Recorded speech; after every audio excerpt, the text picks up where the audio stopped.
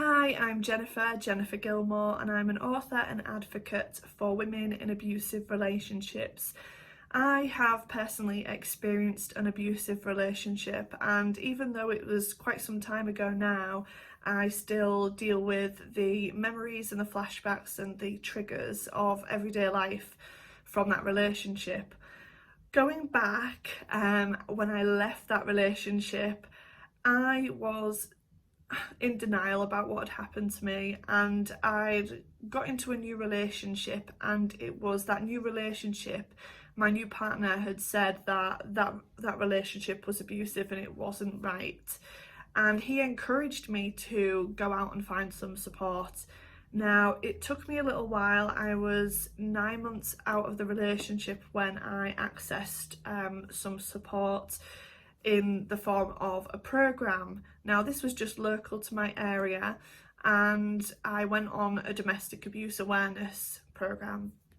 It was just, I think, 3 weeks, and that was when I realised what had actually happened to me. I was under the impression before going on there that it was a part of me that I'd failed as a wife, that it was my fault, that I couldn't help him, I couldn't change my behaviour to alter his behaviour towards me, and so the realisation was quite hard hitting.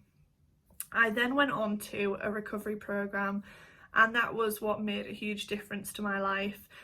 I am the kind of person that likes to be educated on things, so I like to soak up knowledge. I'll do a lot of online courses, and I don't want to stop learning about things.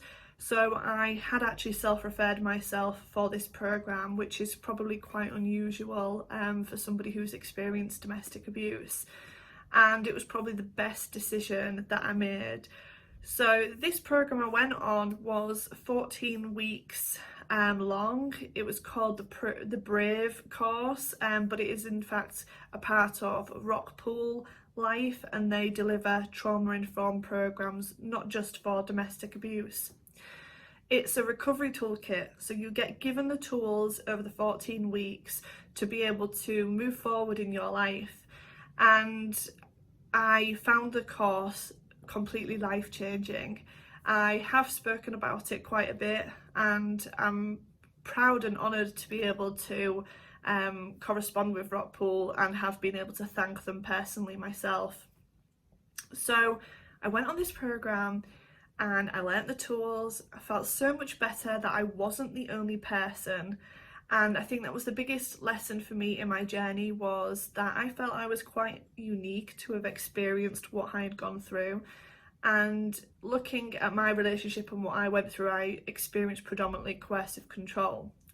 So even though the services were there to help me, the police and sort of the criminal aspect wasn't, because the law wasn't in place at the time. So I was surrounded by all these women that were going on the course, and everything that all the other women were talking about, I was really familiar. And we all kind of said that our exes sound like the same person. We realised that it was a pattern, it was a behaviour, and it wasn't just that one person that had done it to us. It was an epidemic and something that happens to so many women and so many men.